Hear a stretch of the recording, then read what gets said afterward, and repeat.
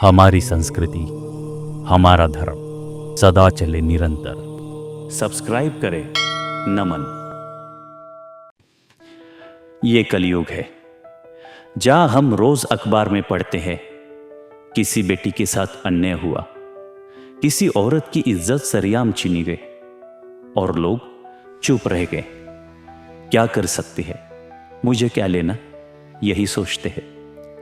लेकिन एक बार हजारों साल पहले एक बूढ़ा पक्षी था जिसने ये सोच नहीं रखी।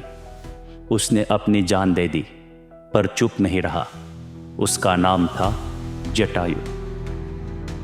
रावण, लंका का अहंकारी राजा, माता सीता का हरण कर उनमें अपने रथ में बिठाकर आकाश मार्ग से लंका की ओर चला जा रहा था। सीता पुकार रही थी, हे राम, हे लक्ष्मण, और रावण केवल हंस रहा था।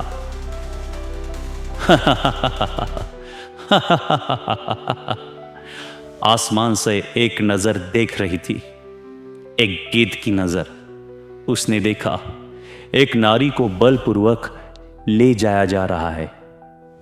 उसने पहचान लिया, ये सीता है, भगवान राम की अर्धांगिनी। और उसने ठान लिया, मैं कुछ करूंगा, चाहे जान ही क्यों न चली जाए। जटायु ने आकाश में उड़ान भरी, रावण के रथ के सामने खड़ा हो गया और कहा, रावण, एक नारी का अपहरण कर रहे हो, यह अधर्म है। रावण ने उपवास किया, तू एक बूढ़ा पक्षी मुझे रोकेगा? जटायु बोला, हाँ, जब तक मेरी सांस है तुझे आगे नहीं जाने दूंगा। और फिर शुरू हुआ एक युद्ध जिसमें एक तरफ था रावण, बलशाली मायावी 10 सिरों वाला, और दूसरी तरफ एक बूढ़ा पक्षी। उसकी आत्मा एक योद्धा की थी। जटायु ने रावण के रथ को गिराने की कोशिश की।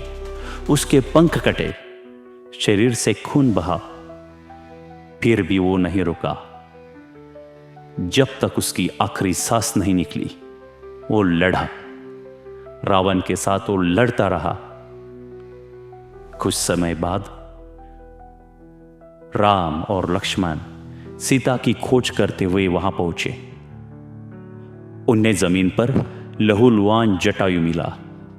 राम ने उसके सिर को अपनी गोद में रखा और आंसू भरे आंख से बोले, तुमने जो किया वो कोई देवता भी नहीं कर सकता। तुमने एक नारी की रक्षा के लिए बलिदान दिया। तुम सिर्फ एक पक्षी नहीं थे, तुम मेरे लिए पिता तुल्य थे। आज जब किसी स्त्री के साथ अन्याय होता है तो क्या हम मौन दर्शक बनते हैं या जटायु की तरह खड़े हो सकते हैं? जटायु ने शरीर नहीं देखा, धर्म देखा। उसने शक्ति नहीं गिनी, नियत गिनी और धर्म निभाया, चाहे उसकी जान ही क्यों न चली जाए। इस रामनवमी पर हम सब श्री राम को तभी सच्चा सम्मान देंगे जब हम खुद को थोड़ा जटायु बनाएंगे। कहीं भी किसी भी नारी पर अन्याय हो तो हम चुप न रहे, क्योंकि धर्म चुप रहने वालों से नहीं, जटायु जैसे खड़े होने वालों से जिंदा रहता है। जय श्री राम। अगर ये कहानी आपको छू गई हो तो चैनल को सब्सक्राइब करें और एक जटायु को प्रेरित करें। धन्यवाद।